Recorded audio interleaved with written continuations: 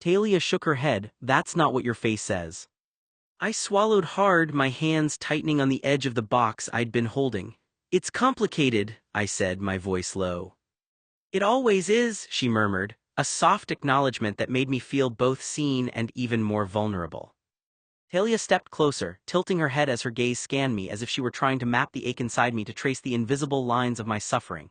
He's not telling me everything. He never does, but I can feel it. I can see the weight of it in the slump of his shoulders, in the way he avoids looking at me directly. He's scared of being exposed, scared of admitting he's hurt, scared of what he feels for that boy, and it's breaking him inside. I looked around the room again, desperate to anchor myself in something tangible so my emotions wouldn't spill over. I can't stay here anymore, I said quietly, that's all. Talia's lips pressed together, a sign that she wasn't giving up, that she wasn't going to let me end the conversation so easily. She walked a little closer, closing the distance until I could feel the warmth of her presence pressing gently into my skin. You don't have to leave because of one argument, she said softly, but her tone carried weight, the kind of weight that made it clear she knew there was more than one. I couldn't go back, and my pride wouldn't let me share my feelings. Talia took a shaky breath, trying to steady herself, forcing calm into her voice even as everything inside her felt like it was splintering. She looked at Noah, her younger son in every way that mattered, standing in front of her, guarded, exhausted, already halfway gone. And all she could think about was Tate across town, spiraling, her biological son, volatile, emotional, unraveling without the one person who kept him steady. Two boys, she thought, her chest tightening, both hurting, both are pulling in opposite directions, and I'm standing in the middle trying to keep them from destroying each other. Noah, she began gently, her voice careful, deliberate, you and Tate, you can work this out. Whatever he's done, whatever you think he said to you, he doesn't mean it. Noah didn't respond, but she could see the tension in his jaw, the way his shoulders stayed rigid like he was bracing for impact. Talia stepped closer, her hands trembling slightly at her sides. Sometimes he just says things, or does things, to prove a point, because he can, not because he understands what it means, not because he's trying to be cruel or vicious, he can't help himself. Inside, her thoughts raced. He doesn't think before he speaks, he doesn't understand the weight of words, he pushes, tests, reacts, and then it's too late, and Noah feels every bit of it. You know that, she continued softly, searching Noah's face. You've always known that about him, you've seen it more clearly than anyone. Noah looked away, his silence heavier than any argument. Talia's voice wavered, emotion breaking through despite her efforts to remain composed. You're not going to throw away 14 years of intimacy over 10 seconds of just meanness. That doesn't make sense. Her words hung in the air, fragile but urgent. 14 years, she thought, 14 years of laughter, of music, of calm, of Noah giving Tate something no one else ever could. And now it's all slipping away because of one moment Tate didn't even understand. She swallowed hard, her chest aching. He's not capable of understanding the damage he does in those moments, Noah, not the way you do. He reacts, and you absorb it, and I know that's not fair, I know it isn't. Her voice softened, almost pleading now. But you've always been the one who sees past that, who understands him even when he doesn't understand himself. Inside, doubt crept in, sharp and unwelcome. But maybe that's the problem. Maybe I've asked too much of him. Maybe I've let Noah carry something no one should have to carry alone. She looked at him again, really looked at the exhaustion in his eyes, the way his hands trembled, the quiet desperation he was trying to hold together. He's breaking too, she realized, not just Tate, I'm losing them both. Please, she said quietly, the words slipping out before she could stop it. Don't let one moment, one mistake, erase everything you've built together. But even as she said it, a part of her knew this wasn't just about 10 seconds, and that truth terrified her. It wasn't an argument, I replied, a little sharper than I intended, my voice shaking slightly despite my effort to sound steady. Then what was it? She asked, gently, insistently, like she could pry the truth out without breaking me. I closed my eyes for a second, the memory of everything flashing through my mind. The nights in bed I didn't want to end, the moments I wasn't allowed to have, the quiet betrayals and omissions that cut me deeper than any fight could. Just something that made me realize I don't belong here. Talia's hands hovered just out of reach for a moment, her hesitation betraying the empathy and caution she felt. He's saying the words, but he doesn't even know how much he means them. Or maybe he does and it terrifies him. God, he's so young to carry so much, to feel so deeply, to wrestle with something he shouldn't have to manage alone. She took a deep breath, soft and controlled, and finally spoke again. Noah, you belong wherever you choose to be, not where someone else decides for you, not where you're afraid to be yourself. But that doesn't mean you have to disappear either. I swallowed, a lump forming in my throat. The truth was that disappearing was the only thing I felt I could control. I need a place to breathe, I murmured. Somewhere I can figure things out without constantly being reminded of him. Talia nodded slowly, her expression full of understanding but edged with frustration. I get that, I really do, but running doesn't fix the hurt inside you, Noah. It doesn't heal it. It just hides it for a little while until it catches up with you, and I don't want you to hide forever. I let out a long, heavy sigh, the sound full of exhaustion and guilt. I'm leaving Tate, I said finally, my voice low but steady. Over irreconcilable differences, we want different things, and neither of us should have to change for the other. Talia's hands trembled as she gripped the edge of her chair, tears welling in her eyes.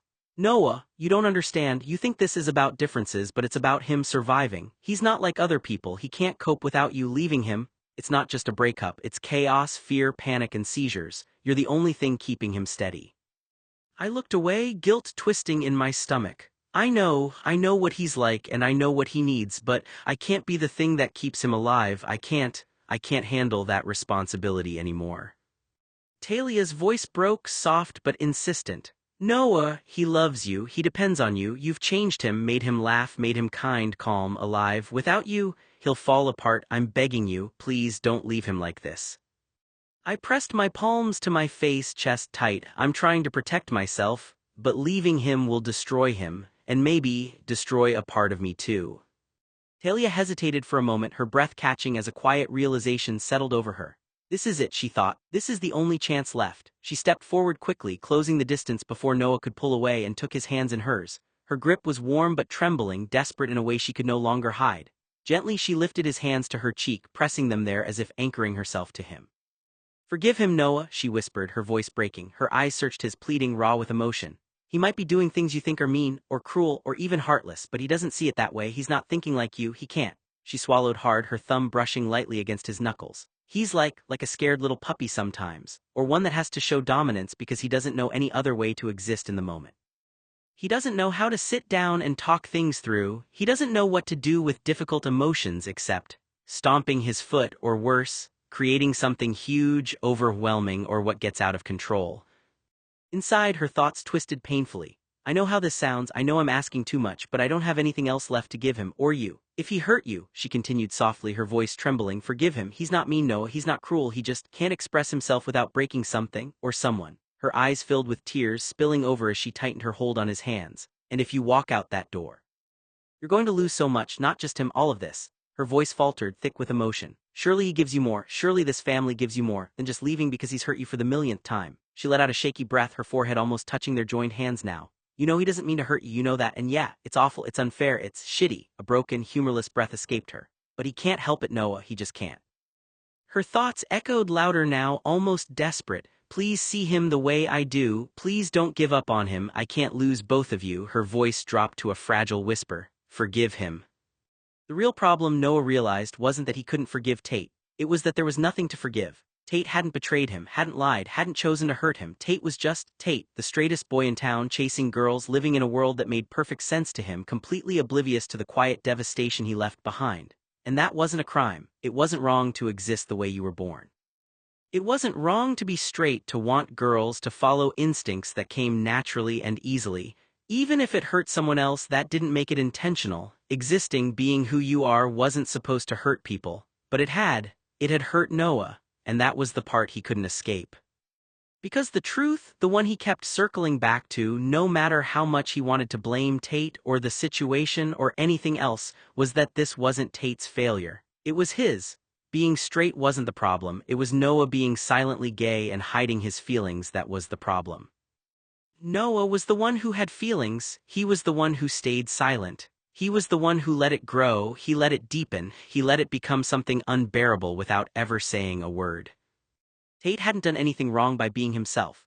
Noah had just fallen in love with someone who could never love him back in the same way. And instead of facing that truth, speaking it, setting boundaries, or walking away earlier, he stayed. He let himself hope, he let himself hurt, so no, there was nothing to forgive. You can't forgive someone for something they didn't do. Tate hadn't broken anything. Noah had broken himself trying to fit into a reality that was never his.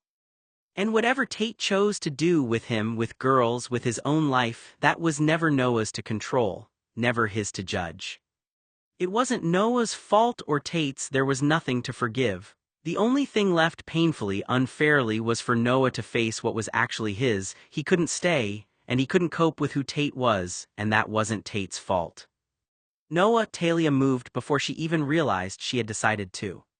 Her hands came up, gripping his shoulders, not hard enough to hurt but firm enough to keep him from drifting any farther away. It was instinct, maternal, desperate, and reflexive. She searched his face, looking for hesitation, for softness, for anything she could reach. "Don't let him go, don't lose him too," her mind whispered frantically. "Noah, please just listen to yourself," she said, her voice trembling despite her effort to keep it calm. "You're talking like this is simple, like it's clean, it's not." But Noah didn't pull away, he didn't lean in either. He just stood there, still, exhausted, his eyes carrying a kind of quiet finality that made her chest tighten. "I can't forgive him," he said, the words landed more heavily this time. Talia's grip tightened slightly, her heart lurching. "Noah. He didn't do anything wrong," Noah continued, his voice steady, almost too steady. She blinked, thrown. "What?" "That's the problem," he said, a faint, bitter exhale escaping him. "There's nothing to forgive." Talia's thoughts stuttered. Nothing to forgive, after everything, after the crying, the breaking, the panic. "Noah, he's hurting you," she said, confusion bleeding into her tone. "You've been hurting for years." "Because of me," Noah cut in gently but firmly, "not because of him." The words silenced her. Noah swallowed, his gaze dropping for a moment before lifting again. "Tate's just existing as himself, that's it. He's not lying to me, he's not betraying me, he's not trying to hurt me, he's just being who he is." Talia felt something twist painfully in her chest. "He's right, he's always been right. Tate doesn't mean it, he never means it." "But you're still hurt," she insisted softly, clinging to the only argument that made sense to her. "Yeah," Noah said, nodding once. "I am, but that doesn't make it his fault." Her hands loosened slightly on his shoulders. "We just want different things, we're types of people who seldom work well next to each other," he continued, the words coming more fluidly now, like something long buried finally finding air. "We're not compatible, not like this, not as whatever we were anymore. I accepted it, and now Tate needs to understand. This isn't codependency, Noah, he really does love you, Tate adores you, he's devoted to you, he loves you more than anything. Whatever differences you have to find a way to work through them or find a way to be together despite them. Surely, somewhere in your heart there's a place for him." Noah swallowed hard, his throat tight. I don't know, I just don't know if I can." "You have to understand," the voice pressed on, urgent, almost trembling. "That boy upstairs, the one who was here just a few hours ago, he thinks you abandoned him. He feels it in every part of himself, and if you leave now, he'll carry that pain alone. My son. He will spend the next 50 years of his life lying on his bed, hysterical, crying, wondering what he did wrong, wondering why you no longer want him, why you don't love him anymore." Noah looked away, guilt twisting his chest like a knife. "Tate hasn't had friends since before we moved to Los Angeles," the voice continued, almost pleading. "And even then, the friend who hurt him back then left scars that never healed. And now, if you hurt him too, if he feels this betrayal, he'll never trust anyone again, he won't make friends, he'll shut himself off completely." Noah's hands shook, silence hung heavy between them. "I'm sorry," Noah said. Talia shook her head instinctively. "No, that's not true, you two, 14 years, Noah, you don't." "We don't have much in common anymore," Noah said, voice quieter but firmer. "And whatever we did have isn't enough now, it hasn't been for a long time." Her stomach dropped. "I didn't see that, or maybe I didn't want to. And maybe," Noah hesitated, his voice tightening just slightly, "maybe I've outgrown him." Talia flinched as if the words physically struck her.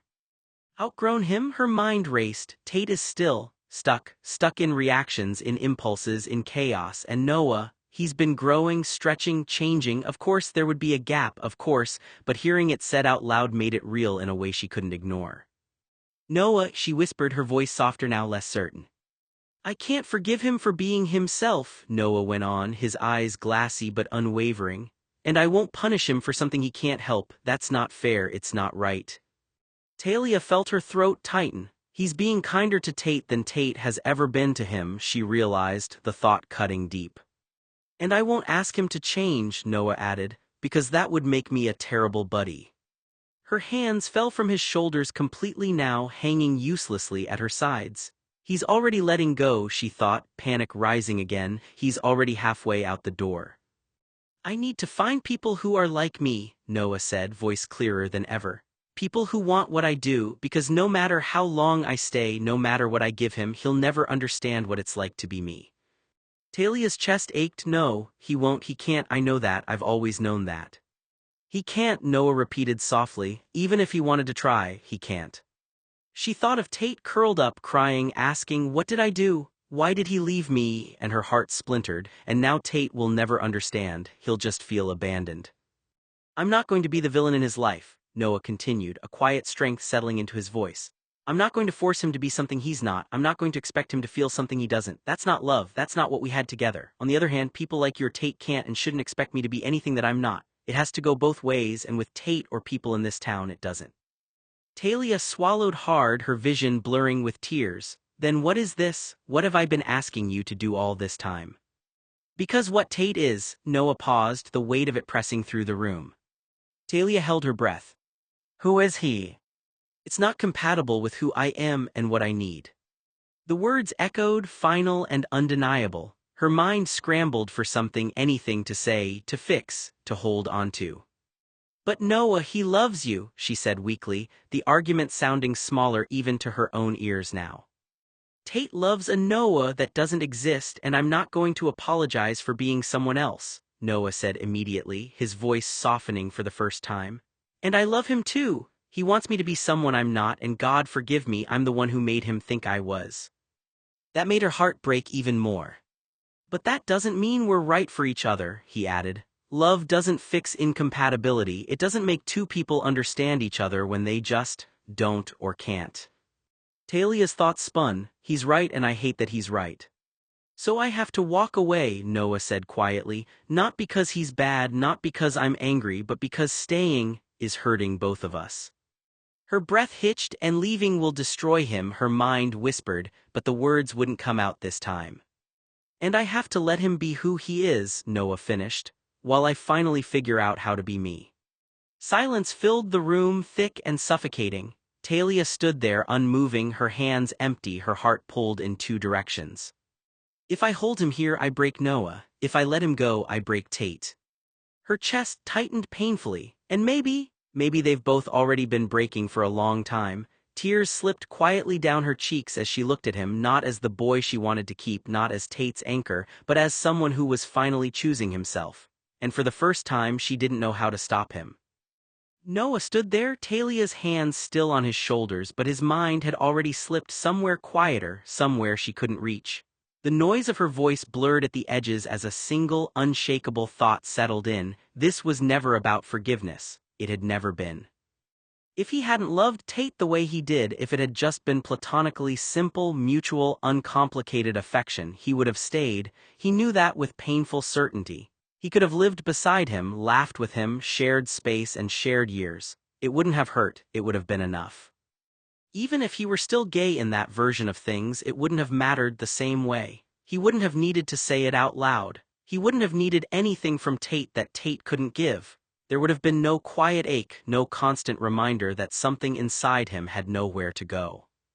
But that wasn't reality. The reality was loving someone who could never return it the same way. And that kind of knowing, it didn't fade, didn't soften, it sharpened. Every day, every moment, every careless smile or touch that meant nothing to Tate and everything to Noah. Being gay wasn't something Noah chose, that much he understood now, maybe more clearly than anything else in his life. It wasn't a phase or confusion or something he could suppress forever. It was simply him, permanent, unchangeable, and immovable, and Tate being straight was the same. That was the truth that made everything else collapse. Tate wasn't withholding something out of cruelty. He wasn't denying Noah out of fear or pride. He just wasn't capable of giving what Noah wanted, expecting it, hopping for it, even quietly, went against everything Noah understood about what it meant to be himself. Tate being straight wasn't the problem. The problem was the life Noah had built around them, pretending he wasn't in love with him. The problem was the mask, day after day, year after year, acting as if an undefined relationship was enough, as if he didn't want more, as if he wasn't quietly breaking in ways no one could see. Tate didn't have to do that. Tate didn't have to pretend. He didn't have to question himself or hide who he was. He just existed, confident, certain, unapologetically himself. Maybe people questioned him sometimes, the way he dressed, the way he carried himself, but it never changed the truth of who he was. Noah envied that. Because staying meant continuing the lie. It meant hopping even a little that something might change, that one day Tate might look at him differently, feel something different, become someone different, and that hope, it wasn't harmless, it was corrosive. He had already accepted the truth deep down. Tate didn't want what he wanted, not really, not in the way that mattered. Maybe companionship, maybe closeness, maybe the comfort of having someone there, but those were things Tate could find anywhere with anyone without complication. Noah couldn't, and he wasn't going to spend decades waiting for something that wasn't coming, waiting for a version of Tate that didn't exist. He wasn't going to wake up 30 years from now alone in the same way, wondering why he had wasted so much time hopping for the impossible. Being alone wasn't the worst thing. Waiting was. Because what he had with Tate, what they had built, was real. It was intense, passionate, complicated, and sometimes beautiful. It wasn't less just because it wasn't romantic. But when what you wanted was romance, when you needed it, craved it, felt it in your bones, platonic intimacy, no matter how deep, couldn't replace the dreams I hoped for. And the truth, the ugliest, quietest truth. Noah had been too afraid to say any of it out loud, too afraid to admit who he was, too afraid to risk losing everything all at once, so he said nothing. He stayed, he endured, but he couldn't anymore, because if he stayed now he wouldn't just lose Tate eventually, he would lose himself first, pieces of himself that he might never get back, his honesty, his identity, his chance to live a life that actually belonged to him. Talia's hands shook slightly as she tried to steady him, her voice still moving, still trying to reach him, insisting he didn't understand, that he was wrong, that he was throwing something away. But Noah had never been more certain. This wasn't about what he wanted anymore. It was about what he needed to survive himself. And no amount of love, no amount of history, no desperate hope could change the one truth he finally accepted: you can't love someone into becoming who they're not. I shook my head, my voice tight with conviction and pain. I can't be the thing that makes Tate want to fight for himself. I won't be his crutch or his handicap anymore. He'll have to fend for himself for once. Talia's face fell, tears streaming freely now. Noah, you don't understand, he can't. Tate doesn't know how. You're leaving him. It won't make him stronger, it will break him. He's not like other kids, he's fragile. He depends on you in ways you don't even realize. I swallowed, my chest heavy, every thought clawing at me. I know he depends on me, I know he's fragile, but I can't live my life as the thing holding him together. I can't be responsible for every panic, every seizure, or every breakdown. He has to try for himself, even if it kills him inside. Talia's voice wavered, barely more than a whisper. Noah, he loves you, he needs you. Without you, he'll crumble. I'm begging you, please, don't abandon him now. I pressed my hands to my face, my jaw tight. Every memory, the fetal position, the whispered pleas, the tears, the gun by his pillow, the tantrums, the repeated cries of why did you leave me, pressed on me like a weight I couldn't lift. I can't be his crutch. I can't be the one holding him together, but leaving will destroy him. And maybe, a part of me too. I have needs, I yelled, my voice cracking with frustration and long-suppressed anger. I want an actual friend, with a guy who doesn't see me as a security blanket, or as a life raft. I need someone who defines our relationship and doesn't confuse me with mixed signals. I've had unmet needs for years, Talia, and I want to explore what those needs are. Without Tate, I can't keep living my life tethered to him like this. Talia's eyes widened, her hands trembling slightly as she processed my words. Noah, you are his world. He clings to you because he needs you, but I hear you. You've been carrying your own needs and desires in addition to holding him together, and it's tearing you apart.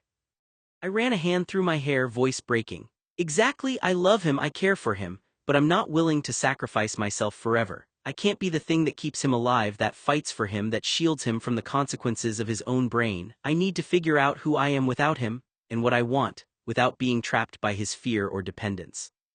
Talia's lips quivered, but her voice remained soft, almost pleading. Noah, I understand that you have needs, but you also have to see the cost to him if you walk away. He's fragile. He can't survive this on his own. He's 5 years old inside. His mind can't process your absence the way anyone else could. You're leaving. It's not just leaving him, it's pushing him over the edge. Talia scratched her head, clearly trying to follow him, trying to find some piece of logic she could hold on to. Her voice softened, careful, searching. Have you talked to Tate about meeting those needs? Does he even know about them? She hesitated, then added more gently. Have you even told him what your needs are, Noah? Noah looked away immediately. The question hit too close, too directly, like it peeled back everything he'd been trying to keep buried. His jaw tightened, his gaze dropping to the floor as if something there might steady him. Tell him, a hollow, almost bitter thought echoed in his mind. If Tate had any idea what those needs actually were, Noah's stomach twisted. He could picture it too clearly. Tate recoiling, confusion turning sharp, defensive. The words that might come out careless, angry, unfiltered.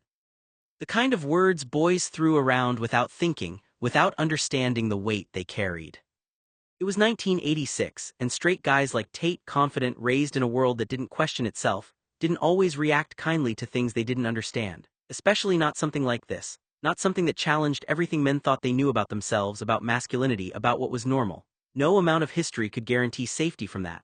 No amount of history could soften that kind of shock. Noah swallowed hard, his throat tight. It wouldn't survive it, he thought. We wouldn't survive it, because this wasn't just about needs. This was about the truth that the person Tate trusted most, the person he leaned on, the person he shared everything with, wanted something from him he could never give. Wanted him in a way that would change everything. There was no version of that conversation that ended cleanly. No version where Tate just nodded, understood, and everything stayed the same. The boy who called gays chomos wouldn't take it well if his buddy were gay. Noah shook his head slightly, still not looking at her. No, he said quietly, he doesn't know. Talia frowned, her confusion deepening. But how can you expect anything to change if he doesn't even? It won't change, Noah interrupted, his voice low but firm. She stopped. Noah finally looked back at her, his expression tired but certain. That's the point, there's nothing to fix, nothing to work through, because even if I told him, he exhaled shakily, it wouldn't make a difference, it would just make things worse. Even if Noah told Tate the truth, really told him, said the words out loud instead of letting them rot quietly inside him, nothing would change. That was the part people didn't seem to understand. You couldn't talk someone into a different orientation. You couldn't confess your way into being loved back. Straight boys didn't suddenly become capable of romantic love for other boys just because someone was brave enough to admit it. That wasn't how any of this worked. It wasn't a misunderstanding. It was reality. And hopping otherwise, believing that maybe this time, maybe this person would be different, it felt ridiculous.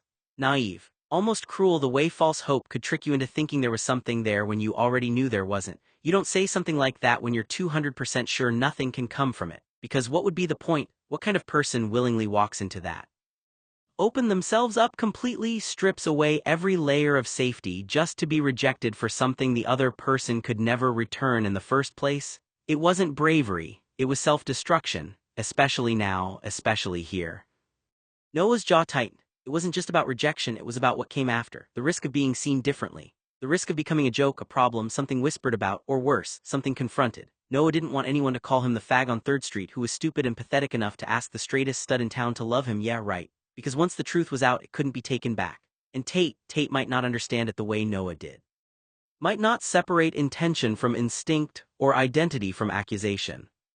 To Tate, it could feel like a betrayal, like something had been hidden from him, something that changed the meaning of every shared moment. And if that happened, there would be no salvaging it. Noah swallowed hard. I wouldn't just lose him, he realized. I'd lose the version of myself that still exists around him. Because there was no world where Tate suddenly looked at him differently in the way Noah wanted. Taking that risk for something that had no chance of ever becoming real wasn't just terrifying, it was pointless. So he stayed silent, not because he didn't feel enough. I would rather Tate believed whatever made life simpler. I prefer if Tate thought Noah had left for ordinary reasons, distance differences, life pulling him away, than the real truth. The real truth was impossible to tell. I was gay. I loved Tate, and he had run away out of fear, fear of being outed, fear of being rejected, fear of humiliation. I didn't want anyone to laugh at me, worse, Tate or me, the boy I loved, laughing at me. In 1986, a boy like me couldn't risk being exposed. The world demanded compulsory heterosexuality. A single misstep, a single confession, and I would become the joke of the town, the fag everyone whispered about, laughed at, used by straights to warn others or avoided.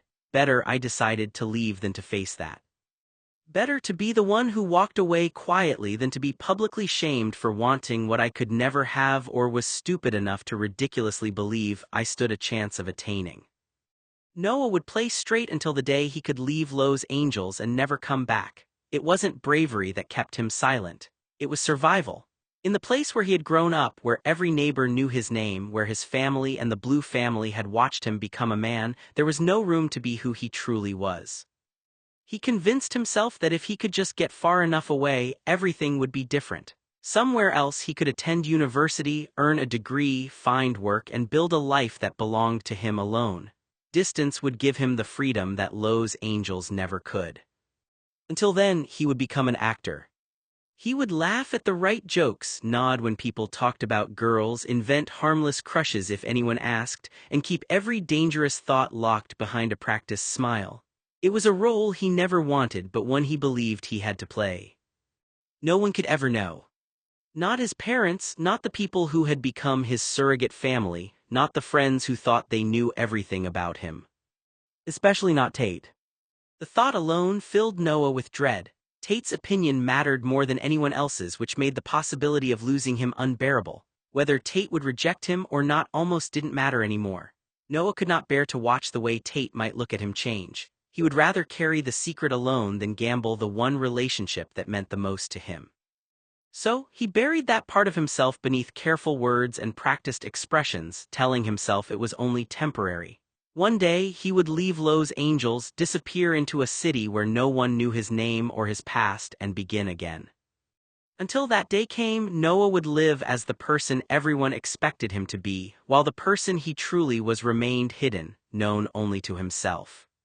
In the alternative, he could live, he could move on, he could find friends or even a boyfriend without the weight of impossible longing hanging over every interaction. Better to be miserable in private than humiliated in public. Noah had 3 secrets and he would guard them for the rest of his life. The first, he suffered from mental disorders, depression, eating disorders because he had never truly been wanted by his family. That pain shaped everything and he had learned early that vulnerability was dangerous. His Prozac was the only way he survived and no one ever needed to know why. Second, he was gay and closeted. To everyone he considered close, everyone who mattered, he thought he was straight. Third, he loved Tate and he was too much of a coward to admit it. Too scared of the consequences, too afraid of what it would cost him, so he buried it deep along with everything else. He acted like everything was fine, he smiled, joked, played the part, but inside it was quietly, unbearably fractured. And that's why he left. That's why he walked away from the only person who had ever mattered in ways that could never be reciprocated. Those 3 secrets, the pain, the identity. The love he would guard until the day he died. Maybe someday he could share the second secret with someone who was gay like him. But the first and third, never. No one could see him take Prozac, could see the symptoms of being an unloved child, could know how fragile he truly was. And certainly no one could know how much he had loved Tate, because that would make him vulnerable in ways he could never recover from. There was another reason Noah could never tell Tate. A reason so sharp and immediate it had haunted him since the beginning. Fear. Fear of Tate's reaction and the unknown that terrified Noah so deeply, the secret felt safer to keep. Fear of what could happen if Tate realized the depth of his feelings. Noah had seen glimpses of Tate's anger before. He had felt the force of his tantrums, the impulsive intensity of his emotions when he felt wronged or humiliated. Noah knew that Tate, confronted with the truth that Noah loved him, that Noah had been harboring this secret for years, Tate might not be able to control himself. Noah thought that Tate would try to straighten him out in ways that straight men do. Noah was terrified that Tate could beat him up or possibly kill him, especially after finding out Noah had lied to him for years. When other people in LA find out about Noah, Tate would be humiliated, and homophobic straight men didn't react well when gay people humiliate them in public. Noah shook his head, trying to explain to Talia why he can't return to the only warm home he's known for 14 years. Noah tried to speak, but the words caught in his throat. You have to understand, he needs you, he doesn't just want you. He needs the stability, the presence, the love you give him. If you leave, it won't just be heartbreak, it's a loss that could follow him forever. Can't you see that? Noah knew that Tate could lash out. He could hurt him, physically, emotionally, psychologically, and Noah couldn't risk it, not with Tate's family, the school, the town, the world watching. The stakes were too high. A revelation like that wouldn't just humiliate Noah. It could humiliate Tate as well, and Noah knew Tate couldn't tolerate being made to feel foolish for 14 years of friendship, 14 years of trust. Noah imagined the explosion, the shouting, the accusations, the tears, the smashing of things in a rage he couldn't contain. He pictured it in horrifying clarity. He couldn't survive that moment, not then, not ever. The darkest part about never telling the secret of Tate's hold over Noah's life was the fear, pure, suffocating fear. Noah knew Tate could act out in violence. He had seen it before. Tate had beaten up at least 2 boys who had dared to touch Noah or show any behavior he deemed unmanly. He had kicked them into the hospital, and the boys were smart enough never to reveal who had done it. Tate hated gay people. He looked at them as though they deserved every illness, every humiliation, every cruelty possible.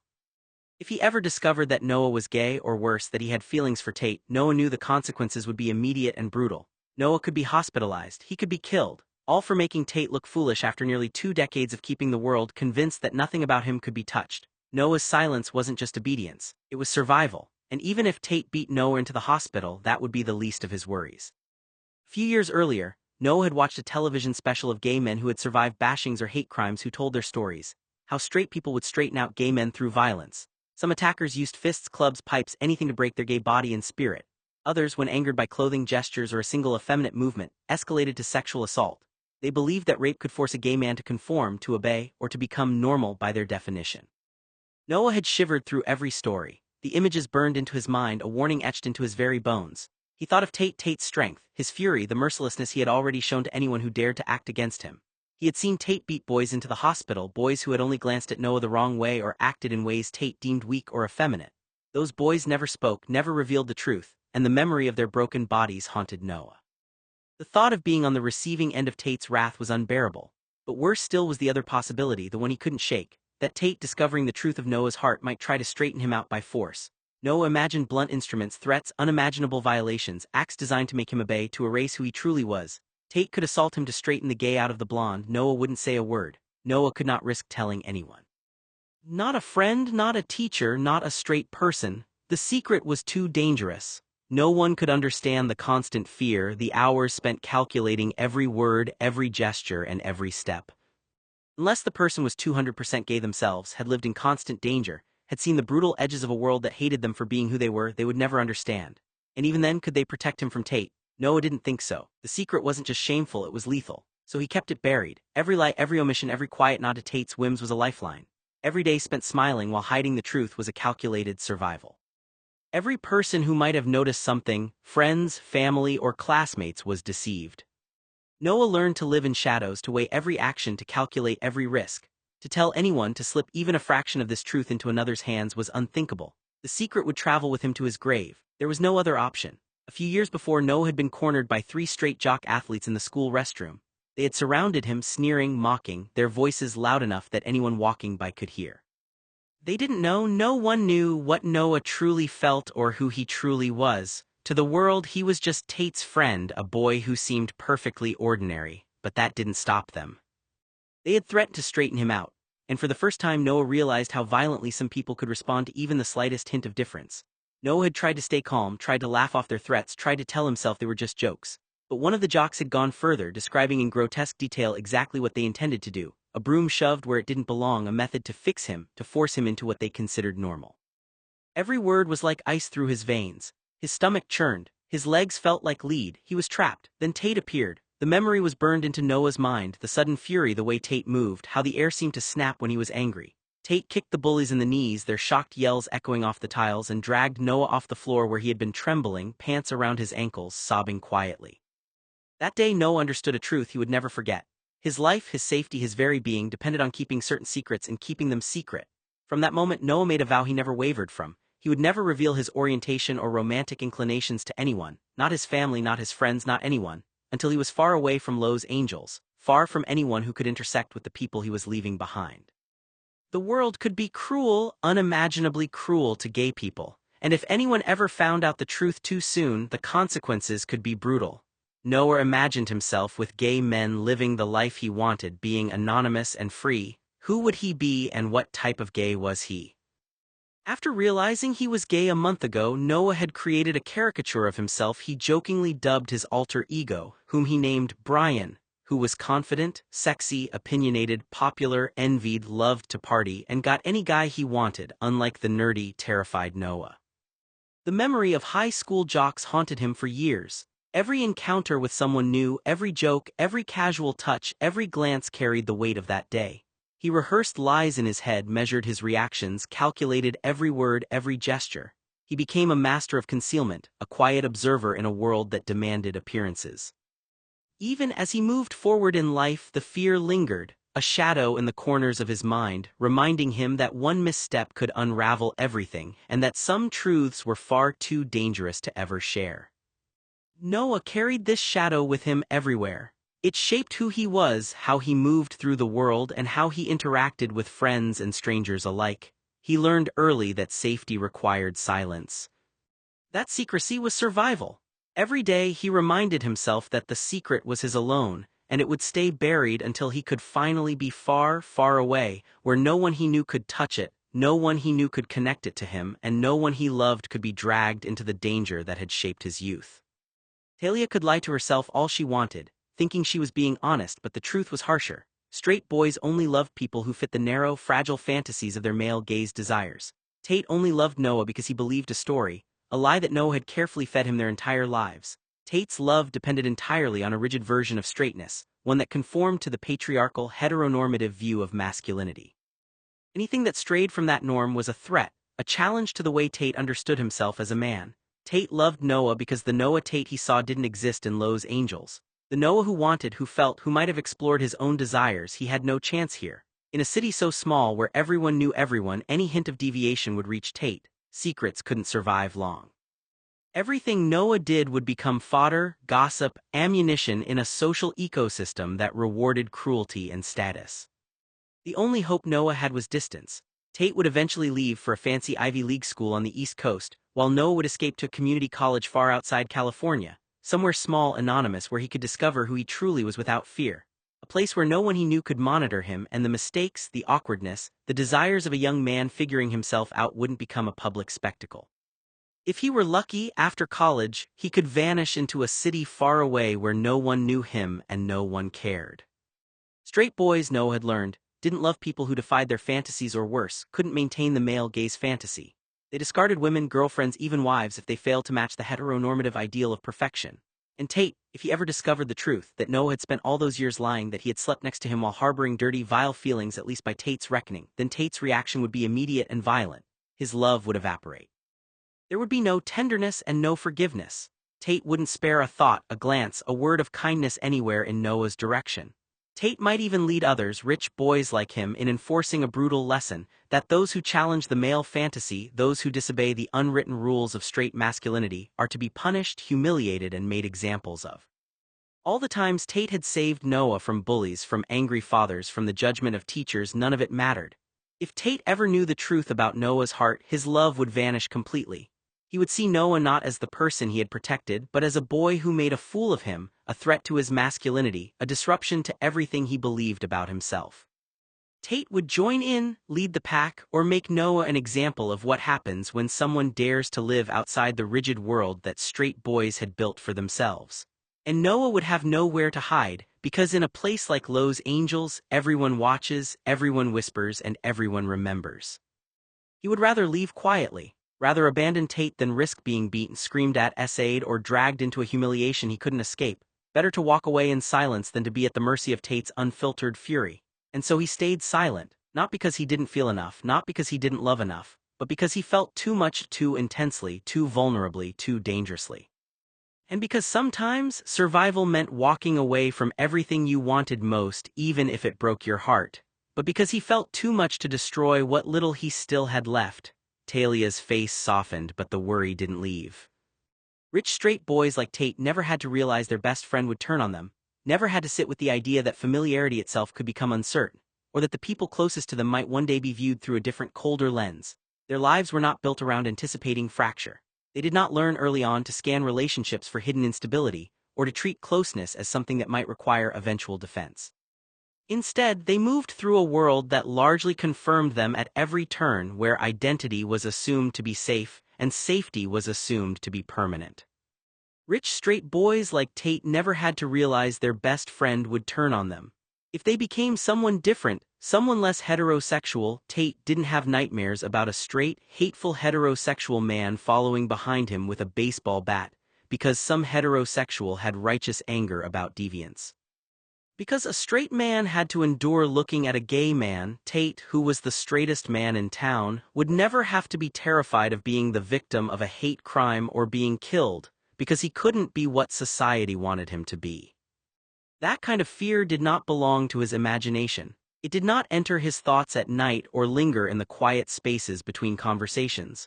The idea that existence itself could provoke punishment, that simply being perceived differently could invite harm, was not something he had been trained to expect. For Noah, however, it was different.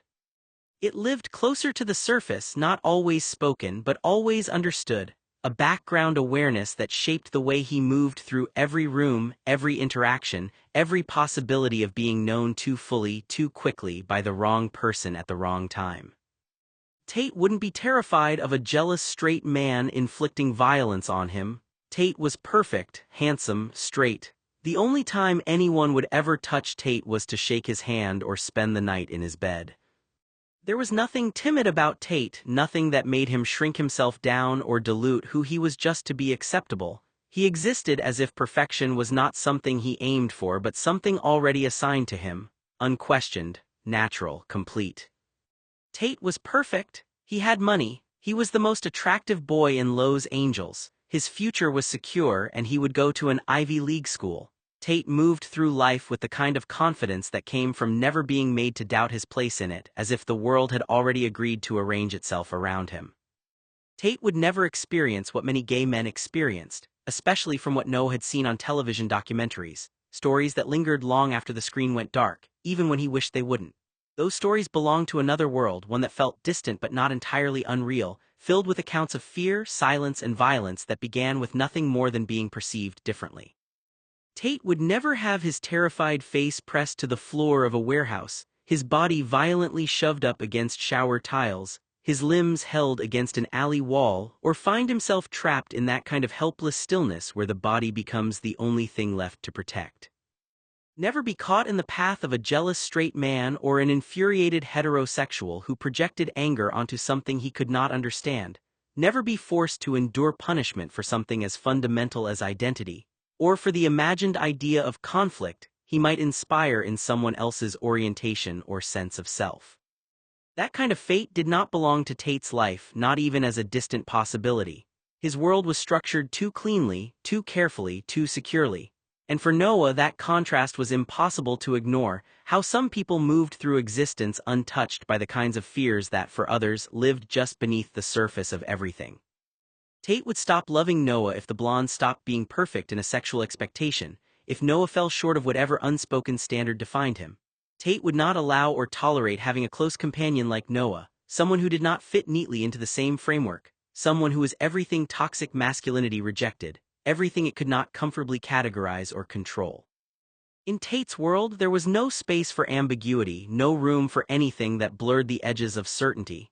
Everything had its place, its definition, its acceptable expression.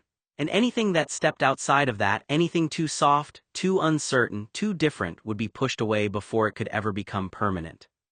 "You don't know that? I do," Noah said more firmly now. "I know him and I know what this is." He paused, his voice quieter when he spoke again. "Some things you can't say out loud without breaking everything."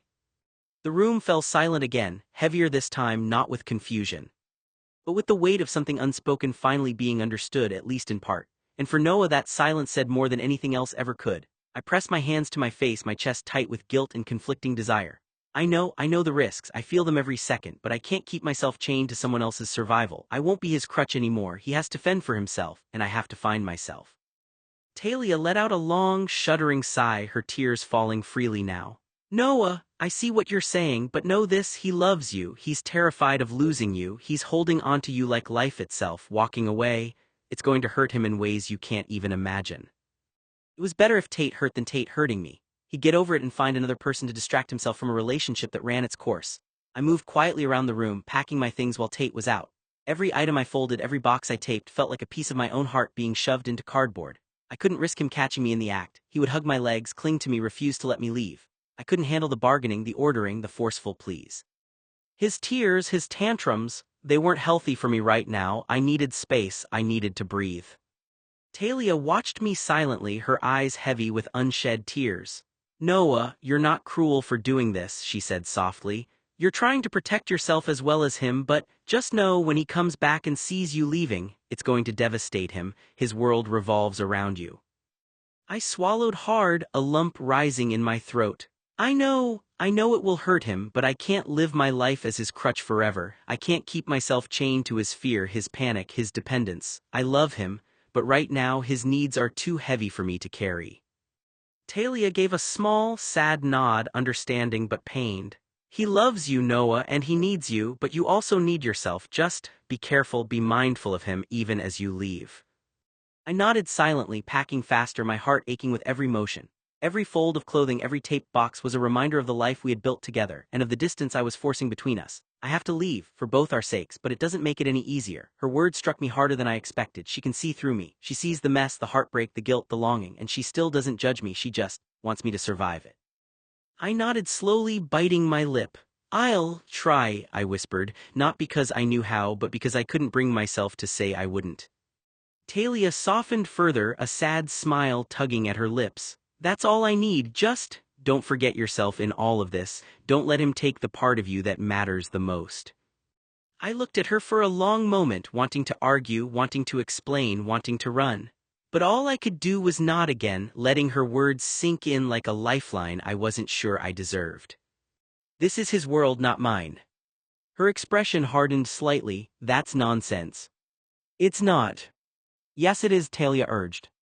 It's not my house. He made it very clear I'm not his family. You know that's not what he means, but it was exactly what I meant. This house belonged to Tate, this life belonged to Tate, and I had just been borrowing it for years. Talia stood in front of me, studying my face with the quiet patience she had perfected over the years. It was the same look she used whenever Tate tried to bluff his way out of trouble.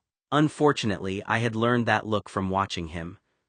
Something else is going on with you too, she said finally, folding her arms lightly, her gaze steady on me, waiting. I don't believe your excuses, try again. I shifted the boxes in my hands, feeling the cardboard edges press into my palms. I bought myself a few seconds, the silence stretching longer than it should. The weight of the boxes somehow mirrored the weight in my chest, and I tried to focus on that rather than the intensity of her stare. There's really nothing dramatic going on, I said finally, my voice quieter than I meant. That's interesting, she replied calmly, almost conversational, but I could feel the undercurrent of insistence. Because people don't normally pack up their lives and leave a house they've lived in for years unless something dramatic happened. I let out a small breath, trying to steady the tremor in my voice, trying to act casual, trying to make it sound like leaving was a choice as simple as moving a box from one room to another. I met someone, I said, the words barely above a whisper. Her eyes widened slightly, just enough for me to see the flicker of curiosity and surprise. You met someone? Her tone was gentle, probing, like she was testing the edges of my truth without forcing me to speak it fully. I nodded, careful to keep my expression neutral. A girl, I said simply, letting the word fall flat and unembellished. Her eyebrows lifted, but she didn't comment immediately. Instead, she let the silence hang in the room for a beat, the kind of silence that demanded reflection. Then she leaned slightly closer, resting one hand on the edge of a box near mine. A girl, she repeated, voice thoughtful. So, you're leaving because of her? I shook my head quickly, almost defensively. Yes, it's complicated. Her lips pressed together, a small smile tugging at the corner, but her eyes stayed sharp. Complicated usually means something you're not saying, Noah, something you're afraid to say, something that doesn't involve boxes or moving plans. I felt my throat tighten and I looked down again, letting the corners of the room blur as I avoided her gaze. It's just, I need space, I murmured, space to figure things out without all this pressure. Talia's gaze softened, but she didn't relent. She tilted her head, studying me as though she could read the layers beneath my words. Pressure, from him, I assume. I froze slightly but didn't answer. My silence said more than words could. She nodded slowly as if confirming what she already suspected. It's okay, Noah, you don't have to explain everything to me, but I want you to understand this. I can see why you feel the need to leave, and I can see that whatever it is, whatever he's done to make you feel trapped, it's real for you. I shifted the boxes again, more out of nervousness than necessity. He hasn't done anything, I said quickly, hopping to make it sound like it was nothing. Talia raised an eyebrow, the small smirk of someone who knows you're lying flickering across her face. Nothing at all, she pressed gently. You think I don't notice the way your eyes shift when you talk about him, the way your voice catches when you try to make it sound like nothing matters? I know better, Noah, I see it in you. I swallowed hard, realizing that even if I spoke, there was no way to make her understand. It's not like that, I said softly, almost to myself. Her expression softened, turning almost maternal, but her gaze stayed sharp. Then what is it like, Noah? I need you to tell me at least a little. You're not going to disappear by just saying vague words, and I need to know that you're okay. I shook my head, feeling the lump in my throat grow larger. I can't, I admitted quietly, my voice barely audible. It's too messy. Talia's hand rested briefly on the edge of a box, as if she wanted to reach out further but wasn't going to force it. Messy is fine, she said softly. Messy is normal, and you don't have to fix it all at once, but leaving without letting someone know, that's what I can't accept. I won't let you vanish and pretend nothing happened. You're not invisible, Noah, not to me. I swallowed again, my chest tightening. I need to go. It's better for everyone if I leave. Talia let out a soft sigh, shaking her head slightly. Better for everyone or better for you, because leaving doesn't fix him. It doesn't fix the way you feel. You think it does, but it's only temporary relief. Running doesn't solve anything. You deserve more than just temporary relief, Noah. You deserve to breathe and to be safe, and I can help you figure that out without disappearing. I looked at her then, really looked, and for the first time in weeks I felt the full weight of her understanding, her patience, her unwavering presence. I'll try, I whispered, though I wasn't sure if I could keep that promise. Talia gave a small, sad smile. That's all I need, just try, and remember you're allowed to care about yourself, even if it's messy, even if it's complicated, even if it involves leaving. But don't vanish entirely, you owe yourself that much. I nodded, letting her words settle around me like a fragile safety net, even as the boxes in my hands reminded me how much I was carrying. And how far I still had to go. And this girl Maya and your house-sitting job are the reasons you're moving out today with boxes. I want to meet her. When it's the right time, we'll meet at a restaurant for dinner. No, silly, Talia smiled. Bring her to this house for dinner and we can cook for her. Okay, I knew Tate would be there. Maybe I could wait until Tate left for college before bringing Maya to dinner. Well, she said slowly, that's sudden. Yeah. How long have you known her? A little while. Does Tate know? My stomach tightened at the question. No. Her head tilted slightly. You didn't think to tell him. I didn't think it mattered. I met her at my birthday party and I haven't seen Tate since then, so I didn't have the opportunity. That's interesting, she said again. I forced a small shrug. It's my life. Of course it is. She looked at the boxes again. Talia leaned against the edge of the hallway table, watching me carefully. You're 18, she said. People do it. Talia didn't know how to convince Noah how Tate would respond to Noah's departure. Yes, she said, usually after more than a little while. I think it's time for me to start something new before college in the fall. I tried to keep my tone casual. It's not that big a deal. It is if it means leaving here. I can't live here forever. No one asked you to. I looked away and we both knew it was Tate who thought so. The silence stretched again. She held my gaze for a long moment like she was searching for cracks in the story. All right, she said eventually, tell me about her. That question caught me off guard. What? The girl, she said, what's her name? I hesitated just long enough for her to notice. Maya, I answered. Talia watched me for another long moment. Does Tate know her? The question came out casually, but it landed like a punch to the stomach. No. You're sure? Yes. Another pause. Well, she said slowly, I suppose if you feel ready to start that kind of life, it's your decision. Her tone was polite, but there was concern behind it. You don't have to pretend to be happy for me, I joked. I'm not pretending, she replied gently, I'm just surprised. Why? Because for years the two of you boys have been practically inseparable, Talia sighed. Maybe it's time to start a new chapter. And yet you didn't mention this plan to him. I shrugged again.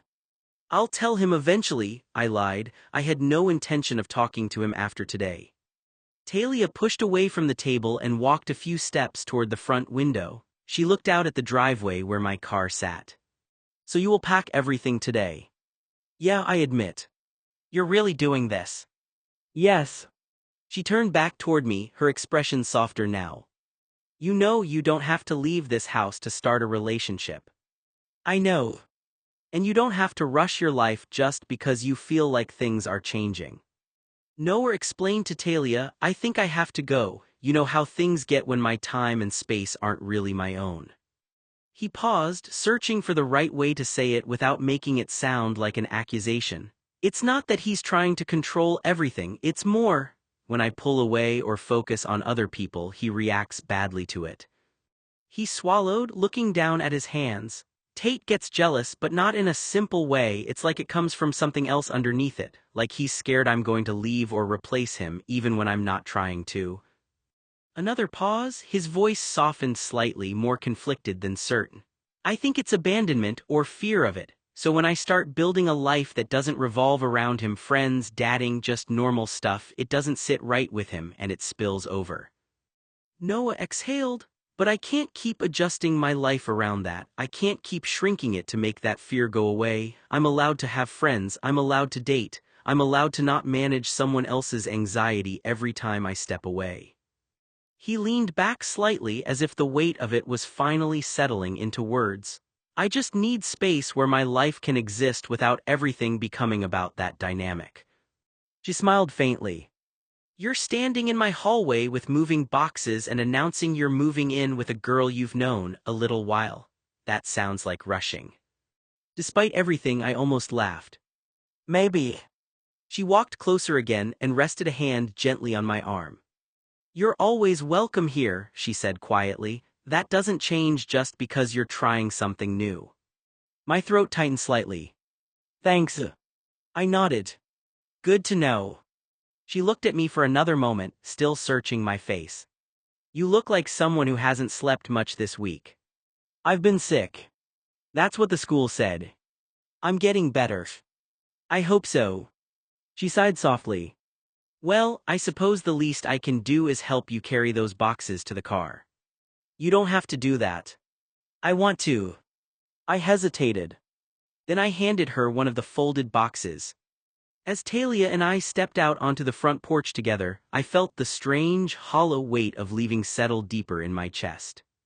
Talia might believe the story about a girl, but the truth, the real reason I was walking away from this house, was standing in a classroom somewhere across town, completely unaware that my entire life had just changed because of him.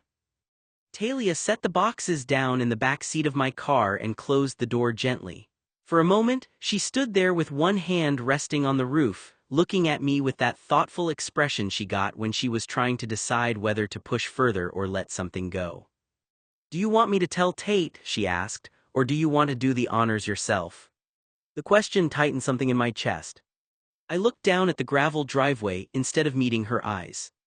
Why don't you tell him, I said quietly, just tell him we're not really running in the same circles anymore. Talia frowned slightly. That sounds awfully vague. It'll make it less awkward, I added. For who? For everyone. She studied me for a long moment.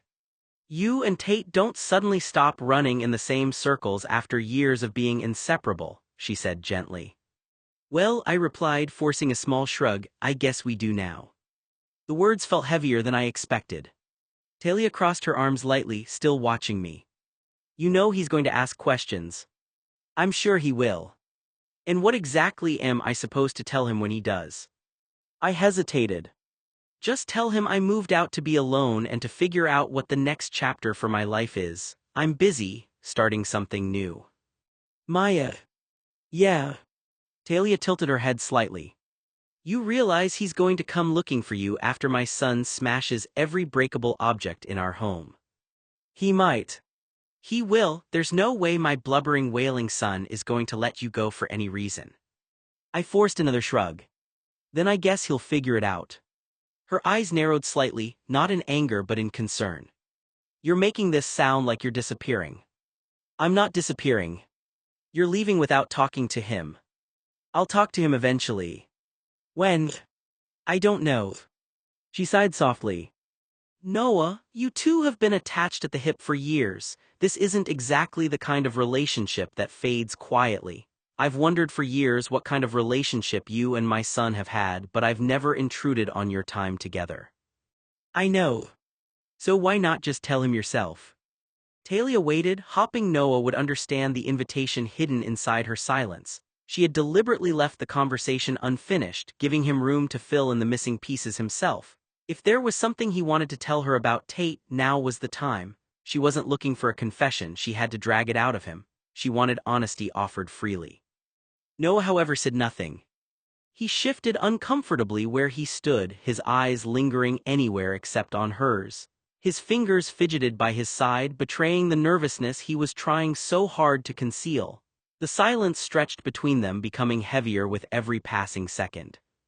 Talia continued to watch him patiently. She had raised Tate long enough to recognize when someone was carefully choosing what not to say. Noah wasn't searching for words, he was searching for a way around them. She wondered if he was protecting himself, protecting Tate, or protecting them both. The air became so quiet that the ticking of the clock on her wrist seemed unusually loud. Noah's silence answered her almost as clearly as words could have. If there had truly been nothing unusual between him and her son, he would have laughed off her curiosity or corrected her assumptions without hesitation. Instead, he remained silent. Talia let out a slow breath. Since Noah wasn't going to volunteer the truth, she decided to guide him a little closer to it. He wouldn't talk about his relationship with you, she said gently. Every time I asked Tate about you, he would change the subject or give me the shortest answer possible. She paused, watching Noah's expression carefully. Besides, she continued, the two of you share the same bed, spend nearly every day together, play together, and eat at the same table. You move through life like you're inseparable. Her voice remained calm, almost maternal. I'm not accusing either of you of anything, Noah. I'm simply pointing out what anyone who has been paying attention would notice. She leaned forward slightly. So tell me, what is it that neither of you wants to say out loud? Noah felt the words settle over him like a weight. His throat tightened. He had spent years convincing himself that what existed between him and Tate could remain hidden if neither of them acknowledged it. They never labeled it. They never spoke about it directly. Somehow he had believed that silence made it invisible. Now Talia had quietly unraveled that illusion. He lowered his eyes to the ground, unable to meet hers. His heart pounded loudly enough that he wondered if she could hear it. He began before the words died in his throat. Another silence followed. Talia didn't interrupt him, she simply waited. Unlike so many adults Noah had known, she wasn't interrogating him. She wasn't trying to corner him into saying something he wasn't ready to say. She merely sat with remarkable patience, allowing the silence to become an invitation instead of a threat. Noah swallowed hard. You make it sound, he said softly, like everyone already knows. Talia gave him a sympathetic smile. No, she answered. Most people only see two boys who are unusually close. They don't look any deeper because they have no reason to. She folded her hands together. But I'm Tate's mother. She smiled faintly, though there was sadness behind it. I noticed the little things. She looked toward the window for a moment before continuing. I notice how his mood changes depending on whether you've been around that day. I notice that he always seems to know where you are. I notice how he watches you when he thinks no one else is paying attention. Her eyes returned to Noah. And I notice how you look at him. Noah's breath caught. You look at my son like he's the center of your universe. The room fell silent once more. Noah blinked rapidly, fighting the sting in his eyes. I never meant for anyone to notice, he admitted in little more than a whisper. I know, Talia replied gently. That's why I waited for you to tell me instead of forcing the conversation. She offered him a reassuring smile. I'm not asking because I want to judge either of you. She hesitated before speaking again. I'm asking because whatever exists between you and Tate is clearly important, and if it's important enough that neither of you can talk about it, then it must also be painful. Noah closed his eyes for a brief moment. When he opened them again, he realized there was no accusation in Talia's face. Only concern. I don't know, Noah admitted, his voice barely above a whisper. He rubbed the back of his neck, searching for words that had never come easily. We've always been close, Tate and I. He stared down at his hands. I asked him years ago what we were. Talia remained silent. I asked him if we were friends, buddies, or brothers. Noah gave a faint, humorless laugh. I figured we had to be one of those. What did he say? Talia asked softly. Noah's expression grew distant as he remembered. He said no. Talia frowned slightly. No. No to all of it, Noah nodded. He wouldn't explain what he meant either. Whenever I asked him to define us, he'd tell me to be quiet. Noah smiled sadly, or he'd tell me to go to bed. He swallowed. Sometimes he'd just get up and leave the room. The memory still stung. So after a while, Noah shrugged helplessly, I stopped asking. He looked up at Talia with tired eyes. Tate never defined anything between us. He never said we were friends, brothers, or vaguely anything. His voice became quieter. He just expected me to stay. Noah hesitated, realizing how his next words might sound. And he never touched me. He stopped abruptly, his cheeks flushing. I mean, he shook his head quickly, beyond what close friends or best buddies do. He looked embarrassed by his own wording. We'd sit together, we'd share a bed when I stayed over, we'd bump shoulders, wrestle around, hug once in a while, things like that, but he never, Noah searched for the right phrase, he never crossed that line. He exhaled slowly. That's part of why I never knew what to call us. His eyes drifted toward the floor again. He acted like I was the most important person in his life, but whenever I tried to understand what that meant, Noah's voice cracked slightly. He'd shut the conversation down before it even started. Noah looked back at Talia, frustration and sadness mingling in his expression. So if you're asking me what our relationship was. He gave a small, defeated shake of his head. I honestly don't know. Talia stared at Noah in stunned silence. I don't understand, she said at last, almost to herself. I was 99% sure you and my son were lovers. The admission hung in the air. She looked genuinely shaken, as though Noah's answer had dismantled years of assumptions. I mean, she continued, trying to make sense of it, I could have sworn the two of you were lovers. She leaned back, replaying years of memories in her mind. Especially after he turned 15. Noah looked up. Before then, Tate was a very affectionate boy. He'd put an arm around your shoulders, shove you playfully, ruffle your hair, lean against you. She smiled faintly. It was all perfectly innocent. Her smile faded. But then something changed. She frowned, struggling to describe it. I don't even know what to call it. His personality, it completely changed. She paused. I thought he was devoted to you before, but afterward, she shook her head in disbelief. It was like he worshipped you. Noah blinked. I've never seen a relationship like yours before, Talia continued quietly. And I've seen a great many relationships. I've traveled the world. I've met all kinds of people. She folded her hands together. I even asked Uncle Joey and Terrence what they thought. What did they say? Noah asked. Talia gave a small, incredulous laugh. Joey just laughed. She smiled despite herself. He said Tatum was always a bit strange. Her expression became thoughtful. Then Joey reminded me of something I'd almost forgotten. He said Tate never seemed able to maintain relationships for very long. She began counting them off on her fingers. He was incredibly close to Julia for a time, then somehow that faded. Lydia was next. Then his grandparents. He adored each of them for a while and then, one by one, he drifted away. She looked directly into Noah's eyes. But you. Her voice softened. You were different. He never drifted away from you. If anything, he grew closer. She let out a slow breath. It was as though every bit of affection and attention he used to divide among the rest of the family became focused on one person. You. The room fell silent. Talia gave Noah a bewildered look. Honestly, she said, almost laughing at how unbelievable it sounded, if you had been a girl, I would have assumed he was going to marry you someday. She shook her head again. I simply cannot reconcile what I've observed with what you're telling me. She searched Noah's face for some sign that he was joking. You mean to tell me nothing happened? Noah gave a small, uncertain nod. Nothing, he answered. Talia's eyes widened. No. She shook her head almost instinctively. I can't believe that. It wasn't an accusation. It was genuine disbelief. Everything about the way Tate looked at you, the way he rearranged his life around you, the way he seemed happiest only when you were beside him, she exhaled slowly.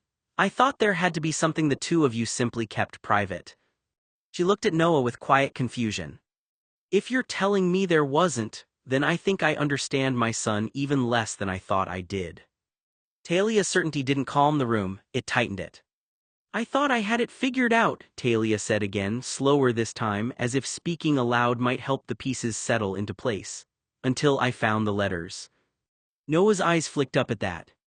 Tate hides private things everywhere, under his mattress, under the floorboards. I only saw part of it when I was going through things I wasn't supposed to be going through. Her expression turned conflicted, a mix of guilt and lingering shock. There were letters, notes, correspondence. She hesitated. From women. Noah went still. Talia pressed on anyway, like she had already crossed the line and could not step back from it.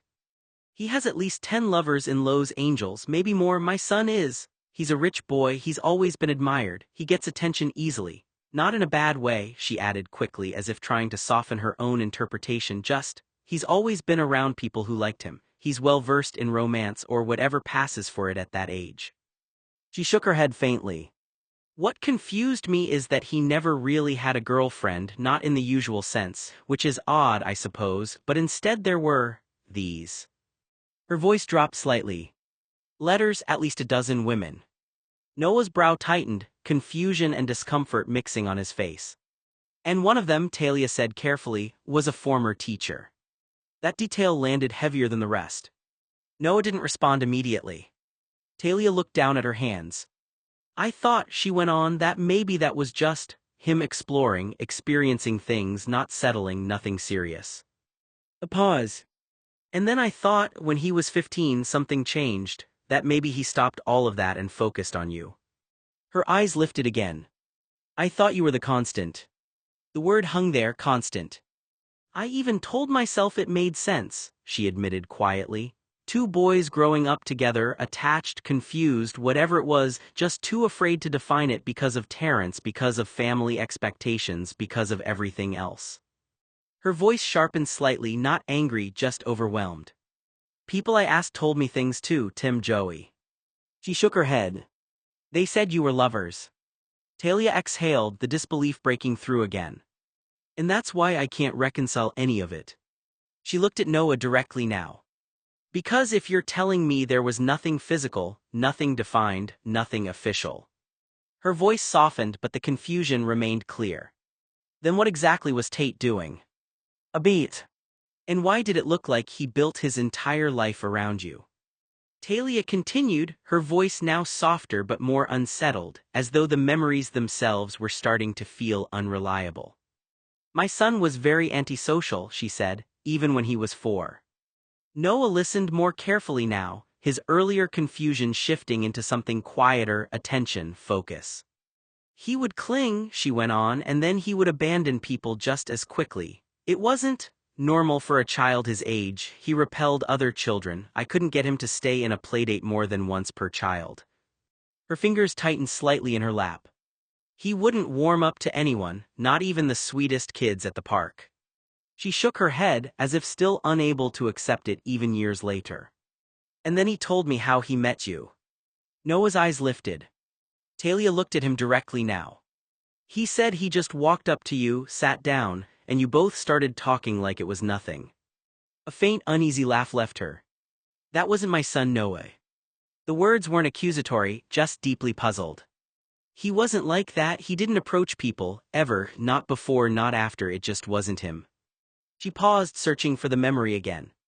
When he brought you home the first time, it was so different from everything else I'd seen in him. It was like watching a child I knew turn into someone else overnight. Her brows drew together. If he'd been the kind of boy who naturally made friends, I wouldn't have questioned it. But he wasn't. He would avoid introductions, he wouldn't go up to other children, he wouldn't even bring someone home unless I practically insisted. Her voice dropped slightly. And then suddenly, there you were. She studied Noah carefully. I honestly thought I had mistaken him for another child that day, that I was seeing something that couldn't be real. A long pause. He hasn't had friends since we moved here, she added quietly, not like that, not like you. Her expression tightened again, confusion returning. It just doesn't make sense, she said, more to herself than to him. None of it fits the child I raised, and yet it's been this way for years.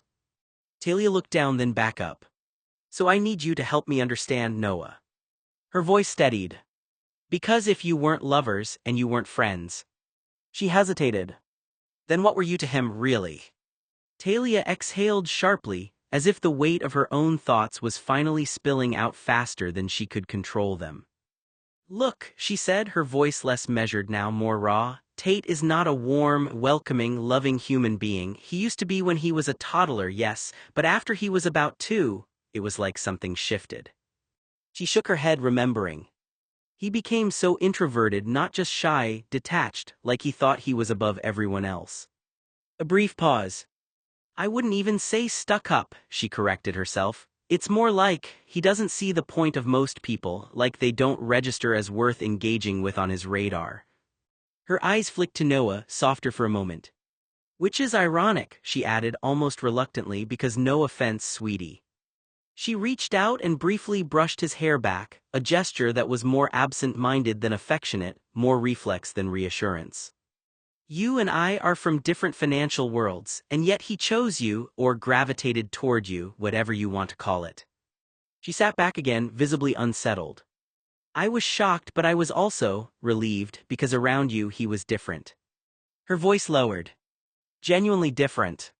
She hesitated, searching for the right phrase and failing to find anything gentle enough. It's like he becomes a completely different person. A pod person, like something has replaced what he usually is. Noah didn't interrupt. Talia continued anyway, momentum carrying her forward. When you're not around, she said, he's almost empty, not emotional, not expressive, just flat, like a switch has been turned off. Her brows knit together. That's why I thought it had to be romantic, or sexual, or something defined. Because why else would someone like him, someone who barely engages with anyone, build his entire emotional world around one person? Her voice cracked slightly with frustration more than anger. Why would he sleep in the same bed with you for years, stay constantly attached, refuse other people, and still never define anything? That's not normal friendship. That doesn't even look like friendship. She exhaled again, slower now. I kept trying to make it make sense in a way that fit what I know about people. Her gaze settled on Noah. And nothing does. A pause. So I'll ask you again, she said, quieter now but sharper in intent. What exactly are you to my son, if not what it looked like all these years? Noah shook his head again, as if trying to physically dismiss the entire misunderstanding. I haven't a clue, he said, it's all platonic, don't misunderstand. His voice had the tired steadiness of someone who had rehearsed this explanation in his head for years. We're just not friends in any expected way, not the normal kind of friends people would recognize. He hesitated, searching for words that never quite fit. I thought we were companions at some point, but even that doesn't really work either because he doesn't define anything, not relationships, not roles, not labels. Noah gave a small, almost defeated shrug. I stopped trying to figure out what goes through Tate's mind when I was 15. A faint laugh escaped him without humor. I think he just keeps me around because he's used to me, because it's comfortable, familiar. He looked down at his hands. He doesn't define anything because to him there's nothing to define, it's just what exists. A pause. And I think if I disappeared he'd adjust, eventually. The sentence landed heavier than he intended, but he didn't correct it. You'll probably replace me as soon as I'm gone, he added quietly, then exhaled. Or maybe not replace, wrong word, but you know what I mean. He shook his head again.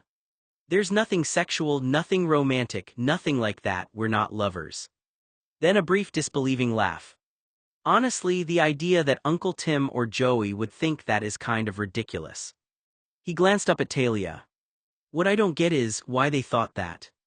A beat. Why did it look like something it wasn't? Talia's expression softened into something almost nostalgic, as if she were looking back through layers of old conversations and half-formed assumptions.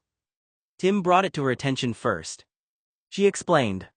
It was around Tate's 13th birthday, she said, when he started acting erratically. At least that's how Tim described it. Tate came home from school, looked sick, and then nothing happened, so I didn't think anything of it because Tate started acting different, more skittish and reserved, which I thought was from him being bullied at school. She tilted her head slightly.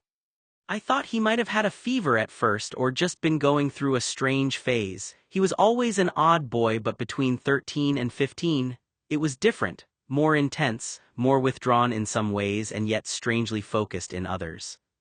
Her eyes drifted briefly toward Noah. Tim thought something inappropriate was going on between you both. Noah stiffened slightly at the wording. Talia raised a hand, gently dismissing the implication before it could settle. Not in the sense you're thinking, she clarified. It wasn't an accusation based on proof, it was a concern about appearances, about the scandal. She gave a faint, almost ironic smile. A gay sex scandal between a penniless boy and a wealthy heir would have been, well, gossip, tittle-tattle, as Tim put it. She exhaled. Unlike Tim, she added, correcting herself, I didn't see harm in you and Tate becoming close, platonic or otherwise. Her gaze softened. I think of you as my son, Noah, and the idea of you and Tate together, it would have been sweet, lovely even. She paused, then added more carefully, as if acknowledging something she knew might land unevenly. Terrence, of course, would not have approved. He cares about lineage, about grandchildren. If Tate doesn't have children, the Blue family line ends. A faint shrug followed, almost resigned. Joey, on the other hand, had a much more positive reaction at first. A small, distant smile touched her lips. He thought it was sweet, encouraged even, especially in the beginning. Her expression shifted slightly, becoming more complicated. I think Joey encouraged Tate to be closer to you, and Tate, he worships Joey, of course. Whatever Joey approves of, Tate tends to follow without question. She hesitated. Joey is like an uncle to you, Noah, she said gently. Even if you aren't blood-related, he's always had that role. Then her tone darkened just a little, thoughtful rather than judgmental. But around the time Tate was 13, Joey changed his mind after Tim shared evidence of Tate's and your imagined affair. She glanced down briefly. He began to think it was inappropriate too, not because of anything you did, she added quickly, but because of perception, because of what people might assume. The family image would be impacted, the possibility of scandal. Her eyes returned to Noah. Joey didn't think you and Tate were doing anything wrong, she clarified. He just didn't want it to look like something it wasn't. A pause. Talia exhaled slowly. So you see, she said quietly, this confusion around you too, it wasn't just yours and Tate's. It was everyone's. Talia's expression softened into something almost nostalgic, as if she were looking back through layers of old conversations and half-formed assumptions. Tim brought it to her attention first, she explained. Tate started acting erratically, at least that's how Tim described it. She tilted her head slightly. I thought he might have had a fever at first or just been going through a strange phase. He was always an odd boy, but between 13 and 15, it was different, more intense, more withdrawn in some ways and yet strangely focused in others. Her eyes drifted briefly toward Noah. Talia explained Tim wasn't making an accusation based on proof. It was a concern about appearances, about avoiding a scandal. She gave a faint, almost ironic smile.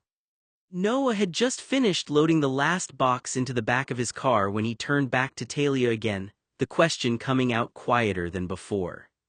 Why did Tate's uncles think that Tate and I were lovers? He said it plainly this time, no attempt to soften it, as if he needed the answer to be clean and factual in order to understand anything else. Talia hesitated. Then she shook her head. It wasn't as simple as they thought, she said. Her gaze drifted briefly toward the house, as if she could still see the memory unfolding inside it. I think Tim walked in while you were sleeping. Noah paused. Talia continued carefully, choosing her words with visible discomfort now. I had sent him up to wake you both. It was late, almost noon. I think it was the day before Tate's 15th birthday. She exhaled. And Tim saw Tate lying on top of you in bed. Tate and you, Noah, were nude, and to have Tate lying on you in that manner was quite shocking. Terrence already knew. I'm surprised Terrence allowed you to sleep in that room anymore after he found out. I never understood why Terrence allowed it, because a man of his distinction wouldn't want his only son and heir to be caught in a gay scandal. Noah didn't move from where he stood by the car. The question came out more carefully this time, almost reluctant. How did Uncle Joey react? Talia exhaled through her nose, as if the memory itself carried a complicated weight. Joey was shocked, she said at last, but not in the way you'd expect. She folded her arms loosely. He actually thought at first that whatever it was between you two had already ended, that it was something from earlier childhood that had faded. A faint, uneasy smile crossed her face. He even said something like, "Well, that won't last." Noah looked up slightly. Talia continued. And then he added that Tate had his sights on someone more suitable. She paused just long enough for the implication to land. By suitable, she clarified gently, he meant a girl, someone who could marry into the family, someone who could have children. A beat. Joey thinks in terms of legacy, family continuation, he always has. Her expression softened. Tim is similar in that way. He and Joey both care about you, Noah, truly. Please don't misunderstand that part. She stepped a little closer, her tone turning more careful. They weren't thinking you were inferior to Tate. They were thinking about what would happen to you if anything about this got out. A boy in your position with Tate's name attached to him, it would have become gossip, cruel gossip. She hesitated. And they also, she looked away briefly as if choosing her phrasing, they also believe relationships are supposed to lead somewhere. Marriage, children, stability, continuation. Her eyes returned to Noah. So from their perspective, a scandal, as they called it, would have been pointless. A quieter pause followed. You can't have children, she said gently, almost apologetically, as if stating a rule she didn't agree with but felt obligated to repeat. At least not in the way they think about it, so they assumed there would be no future in it. Her voice softened further. I just wouldn't have believed it, she admitted, if Tim hadn't described what he saw. Then more firmly, but still confused. And you're telling me it's all platonic? She shook her head slightly. I've never heard of two platonic boys sleeping nude on top of each other either. Noah finally looked away from the car, his jaw tightening as the conversation circled the same impossible point again. I understand why it looked like that, he said quietly, that's not what I'm denying. He hesitated, choosing his words more carefully now. I'm just saying nothing ever actually happened. Talia studied him, still unsettled, still trying to align what she had witnessed over the years with what he was describing. That's what I don't understand, she said. Because from the outside it doesn't resemble anything I've ever seen that stayed purely platonic. Noah gave a faint, tired breath. I stopped trying to make it fit into categories. Noah's question came out slower this time, less like an argument and more like something he genuinely needed to understand. Has Tate ever been in love? He glanced at Talia as he finished loading the last bit into the car, then straightened up, waiting.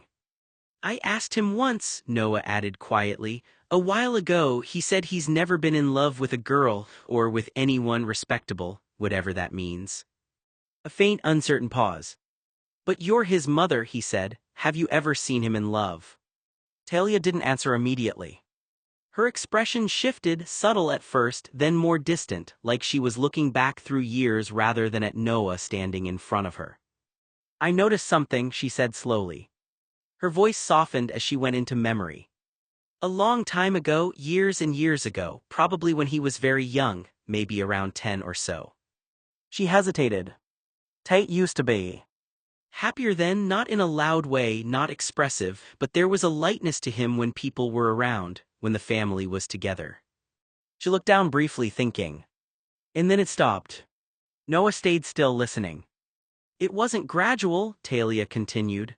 It was like something shut off. One day he was present and the next, he was just there physically but not emotionally engaged in the same way. A pause. And after that, she added, her brows knitting slightly, he became intensely focused on you. Noah blinked. Talia's gaze lifted to him again. Not in a way I can easily describe, she said, but it was the most concentrated attachment I've ever seen him form toward another person, more than family, more than anyone else in his life. She exhaled. I've never seen a boy, especially one like Tate, become that consistently drawn to someone. Her voice dropped slightly. That's why I thought it had to be love, because otherwise it didn't fit anything I knew about him. A faint, almost helpless shake of her head. I honestly believed you both were lovers for a long time.